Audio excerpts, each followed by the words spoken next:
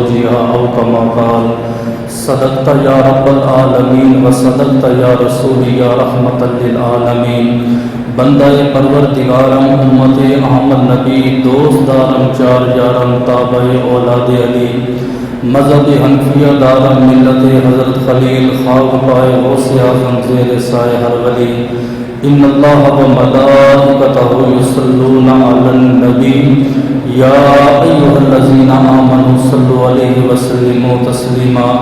میرے ساتھ مل کے بآواز بلند درود و سلام کا نذرانہ پیش کیجیے۔ اللہم صلی علی سیدنا و مولانا محمد وعلی آل سیدنا و مولانا محمد وبارک وسلم وصلی علیہ۔ الصلاۃ والسلام علیک یا سیدی یا رسول اللہ وعلی آلک وصحبہ یا سیدی یا حبیب اللہ۔ الصلاۃ والسلام علیک یا سیدی یا نور العینین وعلی آلک وصحبہ یا سیدی یا جد الحسنین۔ الصلاۃ والسلام علیک یا سیدی یا راحت العاشقین وعلی آلک وصحبہ یا سیدی یا مراد المشتاقین۔ ربی اشرح لی صدری ویسر لی امری واحلل عقدۃ من لسانی یفقہوا قولی۔ تمام تعریفیں تمام حمد و ثنا اس ذات کے لیے، وہ ذات جو ایاک نعبد و ایاک نستعین بھی ہے، مالک یوم الدین بھی ہے، صراط مستقیم بھی ہے، نعم المولا و نعم النصیر بھی ہے، لہ مغفرۃ و اجر کریم بھی ہے۔ ان اللہ علی کل شیء قدیر کی حمد و ثنا کے بعد سید المرسلین و خاتم النبیین شفیع المذنبین انیس الغریبین شمس العارفین سراج الصالحین احمد مصطفیٰ جناب محمد مصطفیٰ کے دربار کو ہر بار دربار میں ہدیۃً تحفۃً عقیدۃً محبتاً نذراناً درود شریف پڑھنے کے بعد دعا گو ہوں کہ میرا پڑھنا اور آپ کا سننا اللہ پاک اپنے دربار لم یزل میں قبول و منظور فرمائے۔ شہدائے کربلا کے وسیلہ جلیلہ سے ہم تمام مسلمانوں کو اپنے گھر بیت اللہ و گنبد خضرا کا دیدار نصیب فرمائے۔ آن حضرت صلی اللہ تعالی علیہ وآلہ وسلم نے ارشاد فرمایا، آپ نے فرمایا میرا جو امتی جس کے سینے میں میری آل کی محبت ہوگی، جس کے سینے میں میری آل کی الفت ہوگی، اگر اس کی موت بستر پہ آئی آل محمد کے صدقے اللہ پاک قیامت کے دن شہداء کی صفوں میں کھڑا فرمائے گا۔ دوسری روایت میں سرکار دو عالم نے ارشاد فرمایا، حدیث بڑی قابل غور ہے، دل کے کانوں سے آپ نے سنی ہے۔ آپ نے فرمایا جس کے دل میں میری آل کی محبت ہوگی اور جب وہ فوت ہو جائے گا وہ ایسے قیامت کے دن جنت میں جائے گا جیسے دولہے والے دلہن کو سجا کے اپنے گھر لے کر آتے ہیں۔ مطلب یہ ہوتا ہے کہ دلہن اکیلی کبھی بھی گھر نہیں آتی، ایک دولہا جاتا ہے، دولہے کے ساتھ بارات جاتی ہے، پورے پروٹوکول کے ساتھ، عزت کے ساتھ، احترام کے ساتھ، ادب کے ساتھ ایک جماعت جاتی ہے اور دلہن کو لے کر دولہے والوں کے گھر آتے ہیں۔ آپ نے فرمایا جس کے سینے میں میری آل کی محبت ہوگی، فرمایا اکیلا جنت میں نہیں جائے گا، خدا کے فرشتے بارات لے کر آئیں گے اور اسے خدا کی جنت میں داخل فرمائیں گے۔ اللہ پاک اپنی عظیم الشان کتاب قرآن پاک فرقان حمید برہان رشید میں اہل بیت اطہار کا ذکر فرما رہا ہے۔ آپ لوگ جانتے ہیں کہ ماہ محرم الحرام کی آمد ہے، یہ وہ عظیم مہینہ ہے کہ سرکار دو عالم نے فرمایا اکرموا شہر اللہ محرم الحرام، فرمایا ماہ محرم الحرام کی تعظیم کرو۔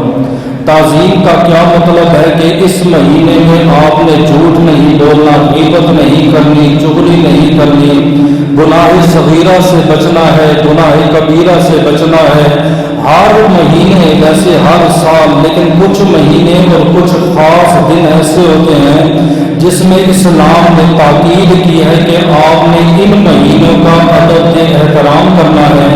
ان مہینوں میں سے ایک ماہ محرم الحرام ہے، فرمایا آپ نے اس کا ادب بھی کرنا ہے، احترام بھی کرنا ہے، اپنے آپ کو گناہ صغیرہ کے گناہ کبیرہ سے بچانا ہے۔ اکثر دوست یہ سوال کرتے ہیں کہ ماہ محرم الحرام آ گیا ہے، روزہ کون سا رکھوں، نفل کون سا پڑھوں، عبادت کون سی کرنی چاہیے، یا وہ کون سے اعمال ہیں جو گھر میں کرنے چاہیے، یا وہ کون سے اعمال ہیں جن سے بچنا چاہیے۔ اس کے بارے میں بھی حضور علیہ الصلوۃ والسلام کی ایک واضح حدیث موجود ہے۔ آپ نے فرمایا من صام آخر ذی الحجہ وصام من محرم الحرام غفر لہ ذنوبہ 60 سنہ، جس نے ذو الحج کا آخری روزہ رکھا اور ماہ محرم الحرام کا ایک روزہ رکھا، اللہ تبارک و تعالیٰ اسے 60 سال عبادت کرنے کا ثواب عطا فرماتا ہے۔ دوسرا، آپ نے فرمایا کوئی امتی ایسا ہے جو غریب ہے، فقیر ہے، محتاج ہے، تنگ دست ہے، محرم المحرام کی آمد ہوئی، اس نے اپنے گھر کا دسترخوان وسیع کر دیا۔ آپ نے دیکھا ہوگا ہمارے پرانے بزرگ 9ویں 10ویں کو ختم کرواتے، درود دیتے اور کوئی سبیل لگواتے، کوئی اللہ کے نام پر صدقہ و خیرات کرتے، اس کی وجہ سمجھیے گا۔ آپ نے فرمایا جو امتی غریب ہو، محتاج ہو اور وہ اپنے گھر والوں کا راشن وسیع کر دے، دسترخوان وسیع کرے، اس لیے سے کہ محرم الحرام کا مہینہ ہے، آپ نے فرمایا اللہ پاک اس امتی کو رزق کی دولت سے مالا مال فرمائے گا۔ نمبر 2، اللہ کے نبی صلی اللہ تعالیٰ علیہ وآلہ وسلم نے فرمایا جو ماہ محرم الحرام کا مہینہ پائے اور دیکھے کہ کوئی بندہ پیاسا ہے، اس پیاسے کو ایک گھونٹ پانی کا پلا دے، قیامت کا دن ہوگا، نفسی نفسی کا عالم ہوگا، سورج انسان کے قریب ہوگا، تانبے اور پیتل کی زمین ہوگی، زبان انسان کی لٹک رہی ہوگی، انسان اپنے پسینے سے شرابور ہوگا، پانی کی ایک ایک بوند کو انسان ترسے گا، لیکن میرا وہ امتی جس نے محرم میں کسی پیاسے کو ایک گھونٹ پی رہا ہے، قیامت کے دن میں محمد اسے آگے ہو سکے جان دلاؤں گا۔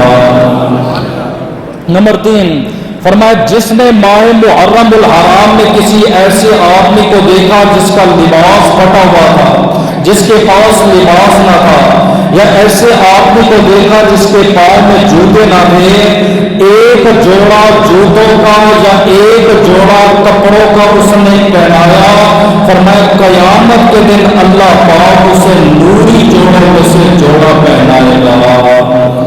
سمجھیں۔ نمبر 10واں کہ 9ویں 10ویں کو کیا کرنا ہے؟ فرمایا جس نے 9 محرم الحرام یا 10 محرم الحرام کوشش کرنی ہے 2 روزے اکٹھے رکھنے ہیں، ایک نہیں رکھنا، یہود کا طریقہ ہے اور بعض علماء کرام نے ایک ہی بھی اجازت دی ہے۔ آپ نے فرمایا جس نے 9ویں کو یا 10ویں محرم الحرام کو ایک روزہ رکھا، اللہ 10 سال عبادت کرنے کا ثواب عطا فرمائے گا۔ یہ وہ اعمال تھے جو ماہ محرم الحرام میں آپ نے کرنے ہیں۔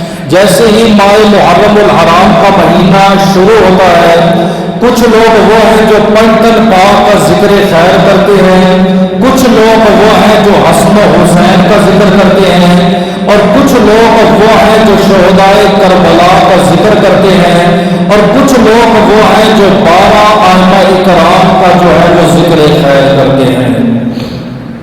ہم اہل سنت و جماعت پہ ایک بہت بڑا الزام ہے، بہت بڑا اعتراض ہے، فرقہ واریت کو 3 طلاقیں دیتے ہوئے، میں فتنے کو 3 طلاقیں دیتے ہوئے صرف آپ کے ذہن نشین کرنے کے لیے چند باتیں آپ کی گزارش کروں گا، کیونکہ اپنے عقیدے کا دفاع کرنا، اپنے عقیدے کا تحفظ کرنا، یہ میرا شرعی حق بھی ہے، یہ میرا قانونی حق بھی ہے۔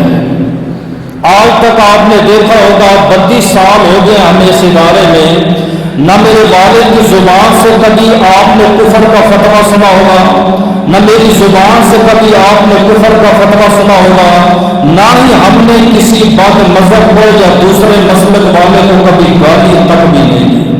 ہمیشہ ہم نے علمی طریقے سے دین کی روشنی میں، قرآن حدیث کی روشنی میں رد کیا اور اپنے مسلک کا ہم نے دفاع کیا۔ ہمارے بچوں کو ورگلایا جاتا ہے اور یہ کہا جاتا ہے جو اہل سنت و جماعت ہے یہ اہل بیت اطہار کی شان میں بیان کرتے ہیں۔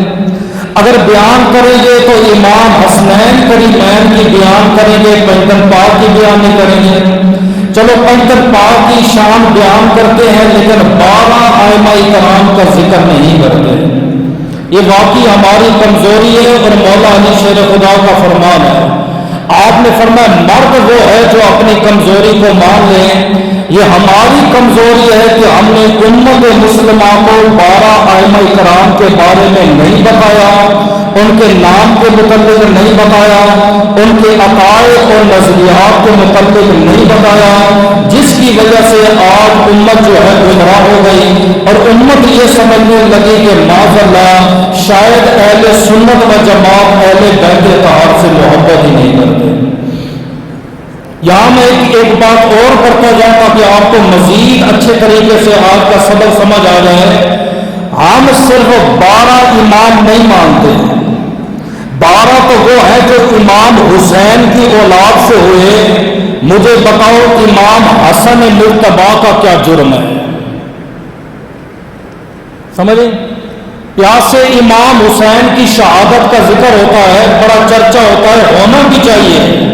اس کا بڑا بھائی امام حسن جو کہ اللہ کے رسول کا لاڈلا، بی بی بطول کا نور ہے، اسی گھر کا چشم و چراغ ہے۔ ہم نے کبھی نہیں دیکھا کسی نے اس کے نام کی محفل کی ہو، اس بیچارے کا ذکر کیا ہو، اس کی زندگی حیات کا ذکر کیا ہو، اس کی آل اولاد کا ذکر کیا ہو، یہ کسی کو توفیق نہیں۔ حسین کے نام پہ پیسے ملتے ہیں، حسین کے نام پہ درہم دینار ملتے ہیں، حسن بیچارے کو پوچھنے والا نہیں۔ یہ تو قیامت کے دن آپ اور میں جب نبی کے دربار میں جائیں گے ہم سے پوچھا جائے گا، آج سنیوں میرے نواز حسین کا ذکر کرتے تھے، میرے نواز امام حسن کا کیا جرم تھا؟ پھر سب سے بڑی دکھ کی بات یہ ہے یہ 12 امام حسین کی اولاد ہے، 12 وہ بھی مانتے ہیں، 12 ہم بھی مانتے ہیں، لیکن ہم صرف 12 نہیں مانتے۔ ہمارا عقیدہ یہ ہے جو امام حسن کی اولاد ہے وہ بھی ہمارے لیے امام ہے، جو حسین کی اولاد ہے وہ بھی ہمارے لیے امام ہے۔ ہم حسن و اولاد دونوں کی اولاد کو اپنا امام مانتے ہیں، اپنا پیشوا مانتے ہیں۔ سمجھیں؟ اب ان 12 ائمہ کرام کی شان کو سمجھنے کے لیے صرف ایک بات آپ سمجھ لینا، آپ کو ساری بات سمجھ آ جائے گی۔ 12 کا نام سنیے گا۔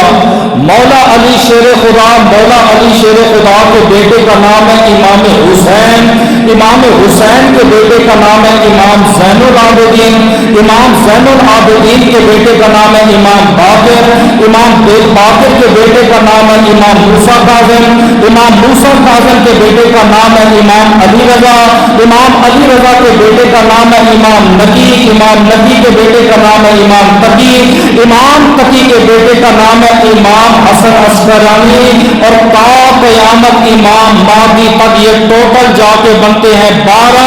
علماء نے لکھا ہے کوئی بچہ آپ کے گھر میں، آپ کے خاندان میں، بلکہ میں یوں کہتا ہوں یہ میرا آزمودہ عمل ہے، آپ کے گھر میں بچہ ہے جو پاگل ہے، جس کا ذہن کام نہیں کرتا، یا ایسا مریض ہے جسے مرگی کے دورے کرتے ہیں، ڈاکٹروں نے لا علاج کر دیا، طبیبوں نے لا علاج کر دیا، خدا کی قسم اٹھا کے کہتا ہوں اول آخر ضرور شریف لکھیں، ان 12 ائمہ کرام کا نام کاغذ پہ لکھیں اور اس کاغذ کو مسجد کے پانی میں بھگو دیں اور اس مریض کو پلائیں، انشاءاللہ 12 کے صدقے اللہ پاک اس مریض کو شفا عطا فرمائے گا۔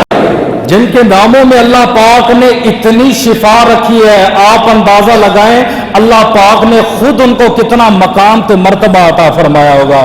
لیکن ان میں سے میں پچھلے سال کچھ ائمہ کا ذکر کر گیا، ریکارڈ نہ ہو چکے، آج ان میں سے ہم حضرت امام باقر علیہ السلام کا ذکر خیر کریں گے۔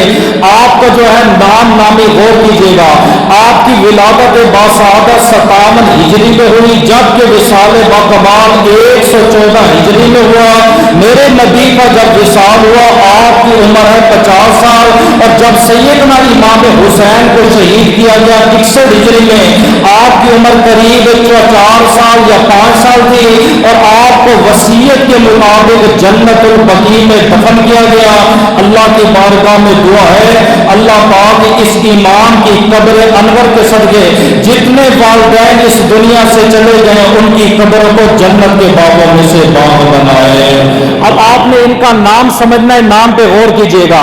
یہ امام باقر نام نہیں ہے، امام زین العابدین یہ اوریجنل نام نہیں ہے، یہ ان کے القاب ہیں، سمجھ رہی ہیں؟ اگر آپ سے بھی کوئی ایسا بندہ آمنے سامنے آ جائے نا کہ تم اماموں کا ذکر نہیں کرتے، اسے کو مجھے بتا اماموں کا نام کیا ہے، باقر کو باقر کیوں کہتے ہیں، زین العابدین کو زین العابدین کیوں کہتے ہیں، یہ آپ کو سنی سٹیج میں یہ باتیں ملیں گی۔ سنو، آپ کا نام ہے محمد بن علی بن حسین بن علی ابن ابی طالب، یعنی حضرت ابو طالب کے بیٹے کا نام ہے مولا علی، مولا علی شیر خدا کے بیٹے کا نام ہے امام حسین، امام حسین کے بیٹے کا نام ہے امام زین العابدین جسے علی کہا جاتا ہے، اور امام زین العابدین کے بیٹے کا نام ہے محمد بن علی، یعنی کہ امام زین العابدین کا بیٹا امام باقر۔ سوال یہ پیدا ہوتا ہے کہ میں نے جن کتابوں کو پڑھا ہے تقریباً آپ پڑھ کے دیکھیں وہاں اس دور میں بچوں کا نام محمد یا احمد آپ کو ملے گا۔ آپ پرانے اپنے شجرے کھنگال کے دیکھیں آپ کو جتنے نام ملیں گے ہمارے بزرگوں نے اپنے بچوں کا نام محمد یا احمد رکھا ہے۔ آج کی جوان لڑکی، کالج کی پڑھی ہوئی لڑکی، وہ کہتی میں نے اپنے بچے کا نام یونیک رکھنا ہے، ایسا نام رکھنا ہے معاذ اللہ نہ قرآن میں تو نہ حدیث میں نہ کسی نے سنا ہو۔ بھئی اتنا عظیم نام ہے۔ آدم علیہ السلام فرماتے ہیں جنت میں کوئی پتا نہیں تھا جس پتے پر نام محمد نہ لکھا ہو، ہر شجر میں، ہر گل میں، ہر پتھر پہ نام محمد طاری ہے۔ 1.25 نبیوں کا امام نبی ہے، جب خدا نے فرمایا اس کا نام محمد رکھو، اس سے یونیک و خوبصورت نام کوئی ہو سکتا ہے؟ کیوں رکھا جاتا ہے؟ وجہ سمجھے گا۔ لفظ محمد قرآن پاک میں ٹوٹل 4 مرتبہ آیا، لفظ محمد قرآن پاک میں ٹوٹل 4 مرتبہ آیا۔ محمد کہتے ہیں اس کو جس کی بار بار تعریف کی جائے۔ سرکار کا دوسرا نام ہے احمد، تعریف کرنے والا۔ محمد کہتے ہیں جس کی بار بار تعریف کی جائے، احمد کہتے ہیں تعریف کرنے والا۔ علماء سے پوچھا گیا یہ 2 معنی ہیں، الگ الگ تعریفیں، مطلب سمجھ نہیں آیا۔ وہ کہتے سنو، احمد اس کو اس لیے کہتے ہیں یہ بار بار خدا کی تعریف کرتا ہے، اور محمد اسے اس لیے کہتے ہیں کہ بار بار خدا اس محمد کی تعریف کرتا ہے۔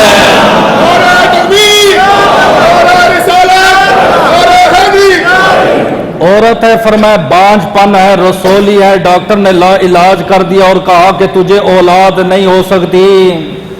سمجھے؟ اے مہران بھائی آپ غور کرنا، اقسم بھائی میرے خیال میں بھول گیا ہے، اولاد نہیں ہو سکتی، مریض کو لا علاج کر دیا۔ یہ آزمودہ عمل بتا رہا ہوں، علماء نے کئی مرتبہ آزمایا۔ فرمائے وہ باوضو ہو اور نیت کرے اے اللہ تو مجھے بیٹا عطا فرما، انشاءاللہ اپنے بیٹے کا نام محمد رکھوں گا۔ فرمایا اس نام کے صدقے خدا بے اولاد کو اولاد عطا فرما۔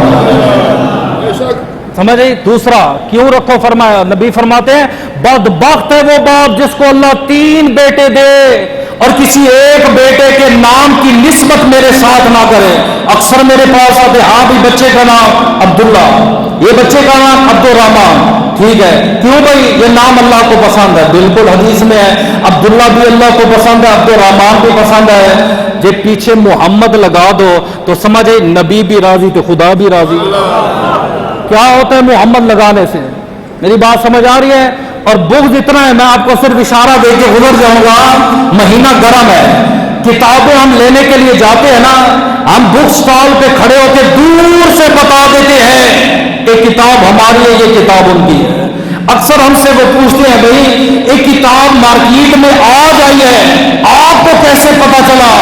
ہم کہتے ہیں بھائی دور سے دیکھو، जिस किताब के ऊपर गुंबद खजरा बना हुआ हो और नाम मोहम्मद लिखा हो, हम कहते हैं हमारी है। समझे?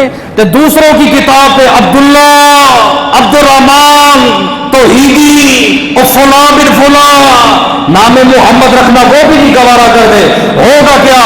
आपने फरमाया क़यामत के दिन जब जन्नती जन्नत में चले जाएंगे, ये हिसाबो किताब के बाद वाला सिलसिला है, दोस्त की दोज़ख में जा रहे होंगे। अल्लाह पाक फरमाएगा फरिश्तों एक जमात को रोको जिसका नाम मोहम्मद है, अहमद है, जहन्नम में जा रहे, उनको रोक लो। पूरा टोला जहन्नम में जा रहा होगा, अचानक ऐलान हुआ होगा, फरमाया जिसका नाम मोहम्मद है, अहमद है, वो जवान यहां रुक जाए, बाकी सारे जहन्नम में जाए। एक बहुत बड़ी जमात वहां पे ठहर जाएगी। फरिश्ते पूछेंगे हाँ भाई तेरा नाम किसने रखा? कोई कहेगा बाप ने रखा, कोई कहेगा दादा ने रखा, कोई कहेगा नाना ने रखा, कोई कहेगा उस्ताद ने रखा, कोई कहेगा शेख मुर्शद ने रखा, कोई क्या कहेगा, कोई क्या कहेगा। अल्लाह पाक फरमाएगा तेरा नाम मेरे हबीब के नाम के साथ मिलता है, आज मैं तुझे जहन्नम में डालो, मेरी गैरत गवारा नहीं करनी, और इस नाम के सदके से खुद भी जन्नत में जा, और जिसने तेरा नाम रखा उसे भी अपने साथ जन्नत में ले जा।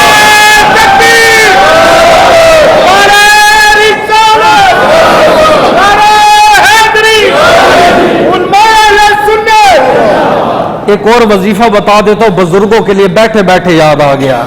जो बुजुर्ग नमाज के अंदर रखते भूल जाते हैं, या वो हमारे छोटे बच्चे जो नाबालिग हैं पेपर देने जाते हैं भूल जाते हैं, सबक पढ़ते हैं याद नहीं होता, उलमा लिखते हैं, वो कहते हैं नाम मोहम्मद खूबसूरत तरीके से बच्चा लिखे, अपने हाथ से उसको लिखना सिखाएं। जब वो खूबसूरत का लिख लेगा कोरे कागज के ऊपर जिसके अंदर लाइनें नहीं होती, लिखने के बाद उस कागज को जमजम में डाले, अगर जमजम नहीं है मस्जिद के पानी में डाले, 40 रोज तक पीता रहे, नाम मोहम्मद के सदके अल्लाह उससे भी शिफा अता फरमाए। समझ आइए? इसलिए आपका नाम उन्होंने रखा मोहम्मद, और अली इसलिए कहते इमाम ज़ैनुल आबिदीन का असल नाम है अली।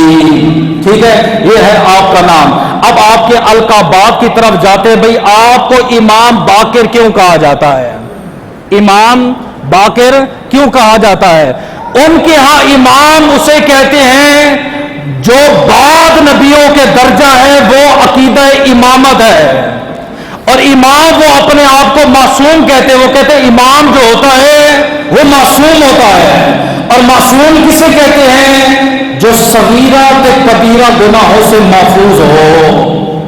हम छोटे बच्चे को कहते कितना मासूम है, माशाल्लाह एक कितनी मासूम है, उलमा कहते गलत है। बच्चा गुनाह कर सकता है, और जो गुनाह कर सके वो मासूम नहीं।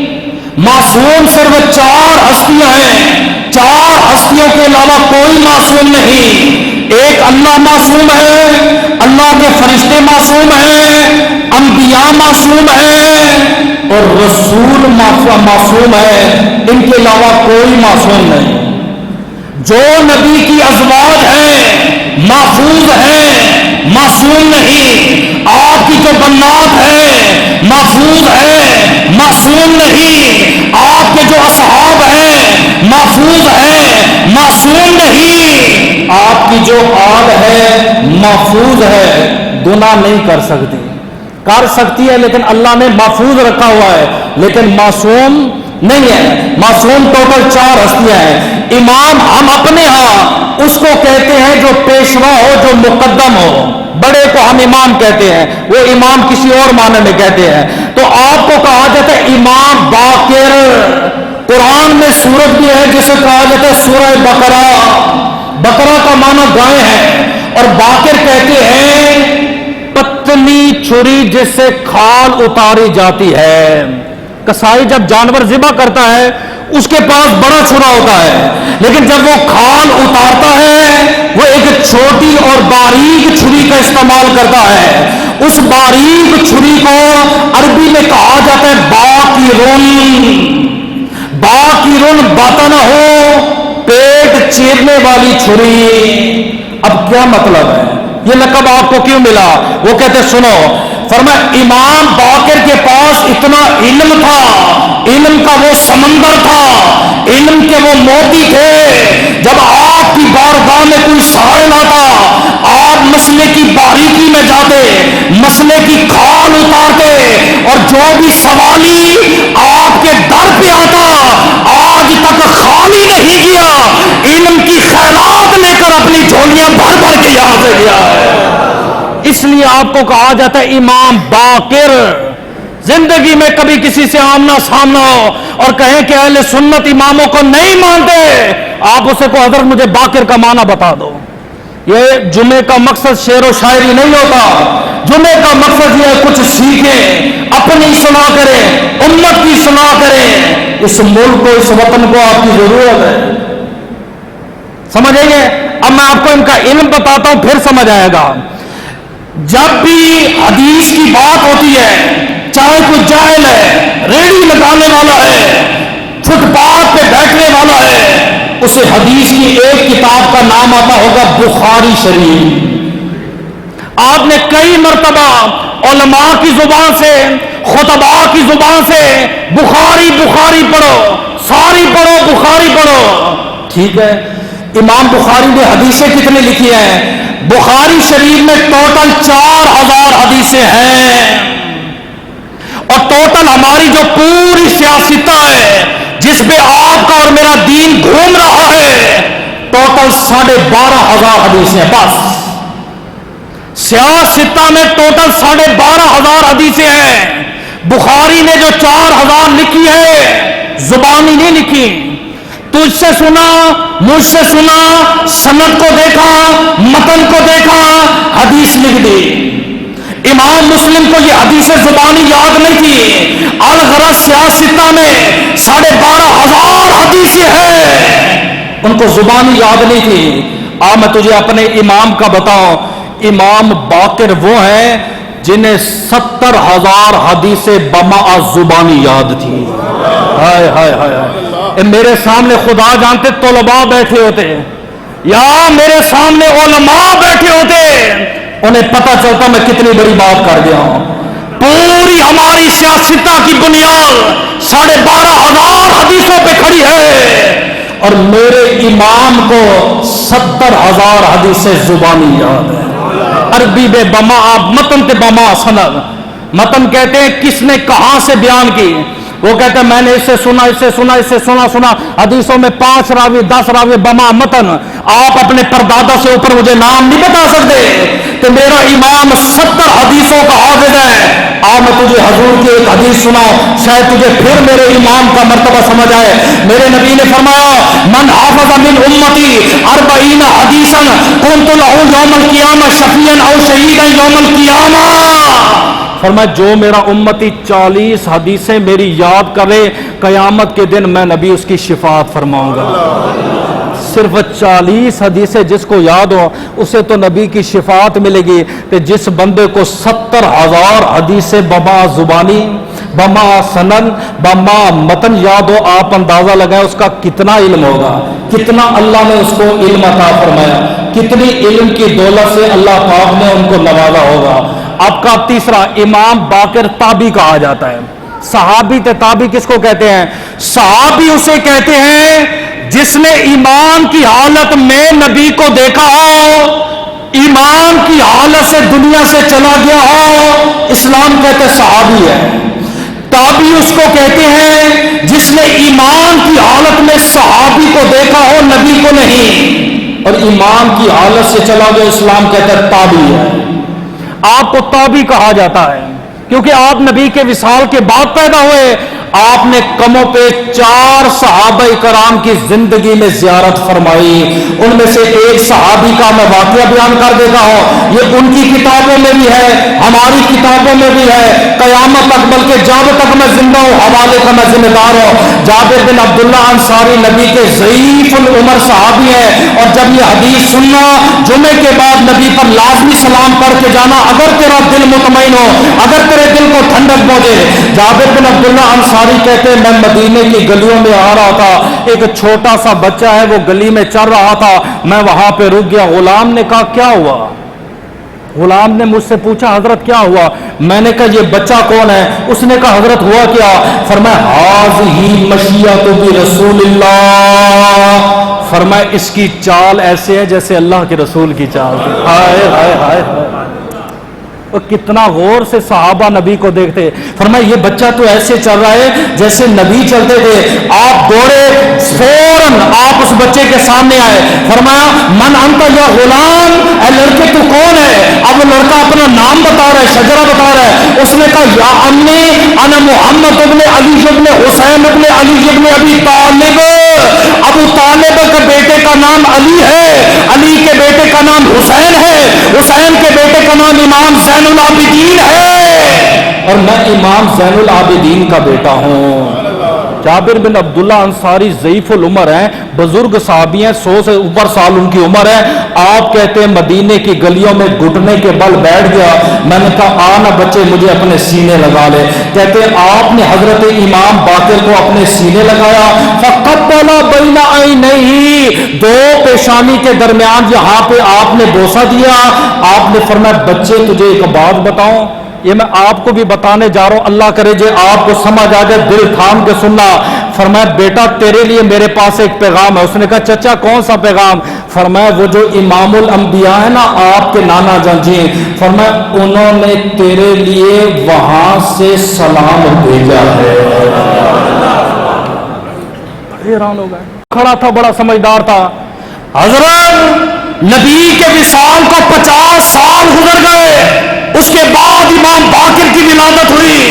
کربلا جب ہوئی، میرے امام کی عمر تقریباً 4 کے 5 سال ہے، یہ تو چھوٹا بچہ تھا، یہ تو پیدا بھی نہیں ہوا۔ نبی نے کیسے سلام بھیجا؟ آج سن حدیث سے تیرا کلیجہ ٹھنڈا ہوگا۔ وہ کہتے جابر بن عبداللہ، وہ کہتے ایک دن میں مسجد نبی میں آیا، میں نے دیکھا اللہ کے نبی مسجد نبی میں ہے، آپ کی گود میں امام حسین بیٹھا ہے۔ آپ کو میں دیکھنا چاہتا ہوں کتنا حدیث کو سننا جانتے ہیں، گود میں امام حسین بیٹھا ہے۔ میرے نبی نے فرمایا جابر بن عبداللہ انصاری، میں نے کہا لبیک یا رسول اللہ، اے اللہ کے نبی میں حاضر ہو۔ آپ نے فرمایا یولد ولد اسمہ علی، میرے بیٹے حسین کو اللہ بیٹا دے گا جس کا نام علی ہوگا، یعنی امام زین العابدین۔ آپ نے فرمایا اذا نادى یوم القیامہ، قیامت کے دن ندا دینے والا ندا دے گا، کہا جائے گا یقوم سید الساجدین و سید العابدین، فرمایا عابدوں کے سردار کھڑے ہو جاؤ اور ساجدوں کے سردار کھڑے ہو جاؤ۔ امام زین العابدین کھڑا ہو جائے گا، اور اگلی بار فرمایا امام زین العابدین کو اللہ کا بیٹا دے گا جس کا نام میرے نام کے ساتھ ملتا جلتا ہوگا۔ اور جابر جب تیری اس سے ملاقات ہو اسے کہنا سارا کا بابا تجھے سلام دے رہا ہوگا۔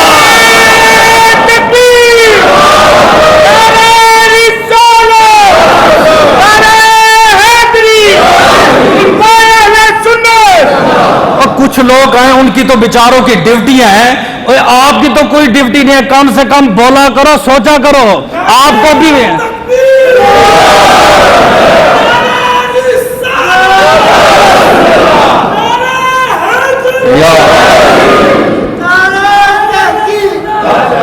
اللہ آپ کو سلامت رکھے، اللہ سلامت رکھے، ٹھیک ہے۔ اب سنیے گا، 1 لاکھ سے زائد ہے میرے نبی کے صحابہ، ابو ہریرہ بھی ہے، ابو بکر بھی ہے، عمر بھی ہے، عثمان بھی ہے، مولا کائنات بھی ہے۔ آپ نے کسی کو نہیں کہا، کسی کو بھی کہہ دیتے کہ میرے ہاں نواسے کا نواسا پیدا ہوگا میرا سلام دے کر، نہیں۔ فرمایا جابر بن عبداللہ انصاری جب تو اس کو پائے گا میرا سلام دینا۔ تم کہتے ہو نبی کو اپنی زندگی کا پتہ نہ تھا، اس نبی کو اپنی موت کا پتہ نہیں تھا۔ ارے نادان زندگی موت کی بحث سے لے کے بیٹھا ہے، میرے نبی تو یہ بھی جانتے تھے کون سا صحابی میرے نواسے کا دیدار کرے گا، کون سا صحابی میرے نواسے کے نواسے کا دیدار کرے گا۔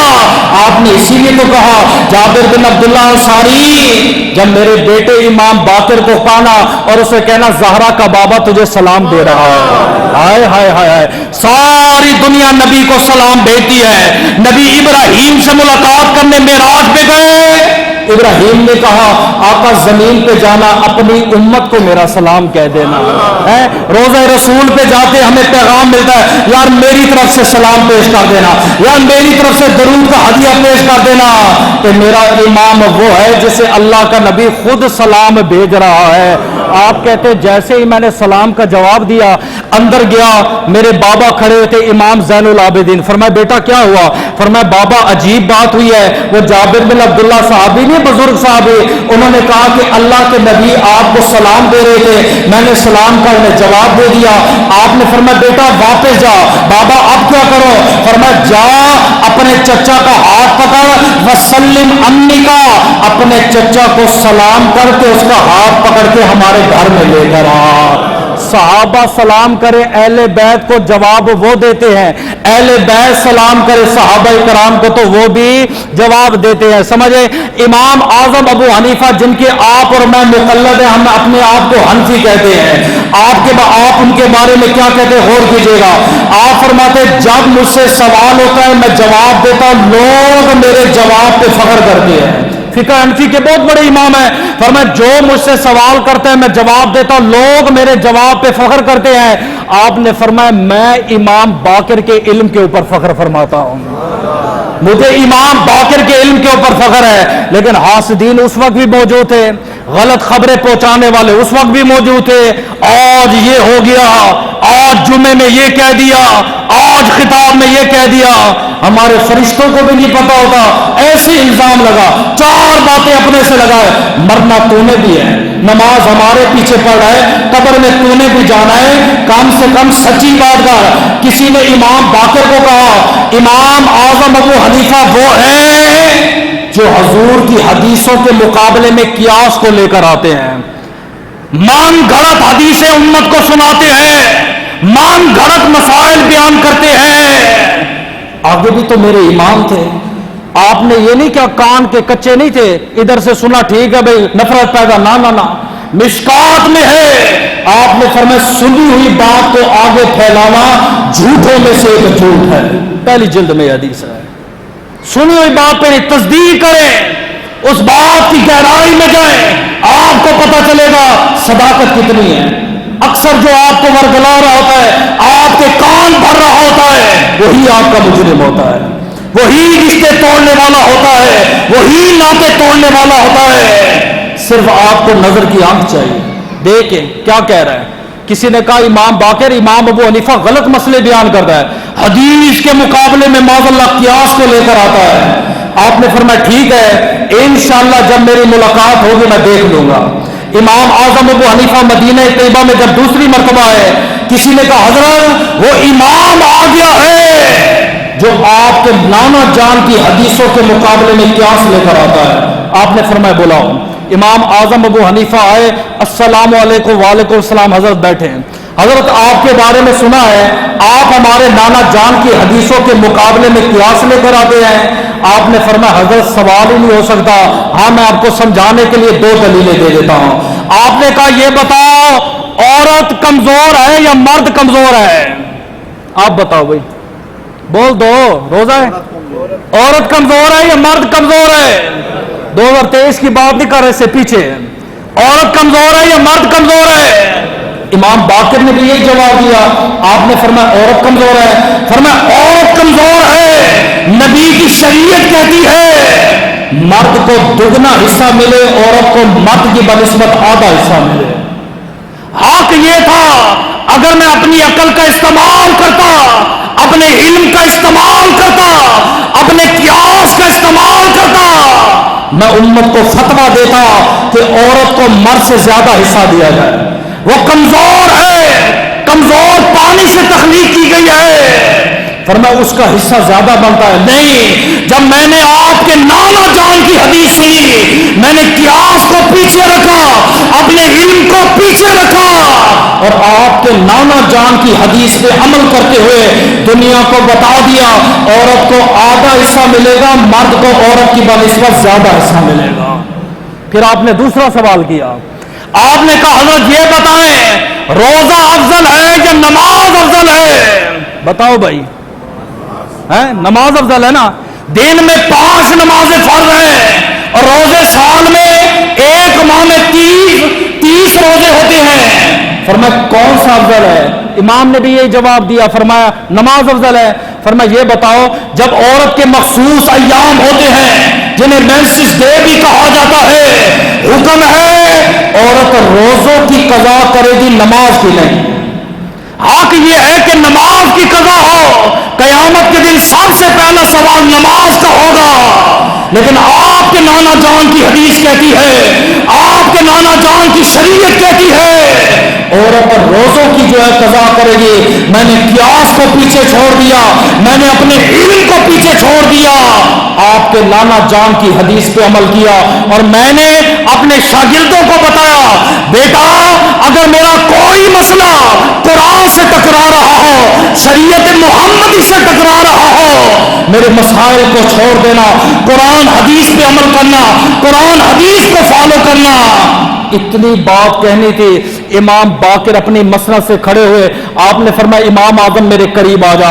جب امام اعظم قریب آئے آپ نے فرمایا سنو، میری پیشانی کو میرے بابا امام زین العابدین نے چوما، امام زین العابدین کی پیشانی کو امام حسین نے چوما، حسین کی پیشانی کو محمد مصطفیٰ نے چوما. آج قریب آ، ان ہونٹوں سے آج میں تیری پیشانی کو چومتا ہوں. دلیل ہے، شان ہے ہمارے امام کی. ٹائم تو پورا ہو گیا، پتہ ہی نہیں چلا. 2 منٹ دیں گے، چلے آخری ایک سوال اس سامنے رکھ دیتا ہوں، 2 منٹ میں ختم ہوا. عیسائی آئے عمر تقریباً 100 سال سے زائد. یہ نہیں کہ اماموں نے اپنے مسند پہ بیٹھ کے جواب دیے، نہ نہ نہ نہ نہ، سن میرے امام کا. اس نے کہا کہ امام باقر امت مرحومہ میں سے ہو یا ہماری امت میں سے ہو. امت مرحومہ سے مراد امت محمدیہ. آپ نے فرمایا امت محمدیہ میں سے ہو. فرمایا عالموں میں سے ہو یا جاہلوں میں سے ہو. آپ نے فرمایا تو سوال کر، لگ پتا جائے گا. تو سوال کر، لگ پتا جائے گا. مجھے امام باقر کہتے ہیں. اس نے کہا آدم کو آدم کیوں کہتے ہیں؟ آپ نے فرمایا چکنی مٹی سے پیدا ہو اس لیے آدم، آدمی میں آ گیا دم اس لیے کہتے ہیں آدم. فرمایا ہوا کو ہوا کیوں کہتے ہیں؟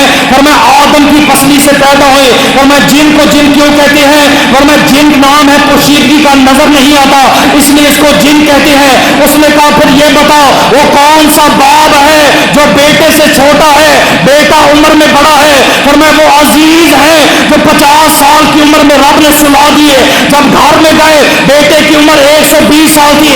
فرمایا وہ کون سی قوم ہے جسے عذاب سے ڈرایا گیا؟ نہ شمار انسانوں میں ہے نہ اس کا شمار جانوروں میں ہے.